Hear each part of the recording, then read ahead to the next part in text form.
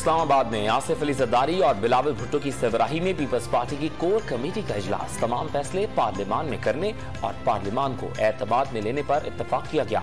वजीर खारजा बिलावल भुट्टो जरदारी ने कारंटीना के बायस बजरिया वीडियो लिंक शिरकत की। वजीर खजाना मिफ्ता इस्माइल की जेर सदारत खुसूसी इजलास। खुर्दनी तेल और घी की कीमतों में कमी लाने के लिए मुख्तलिफ तजावीज़ का जायजा लिया गया। मुल्क में खुर्दनी तेल और घी के खातिर खास स्टॉक मौजूद हैं, वजीर खजाना का दावा।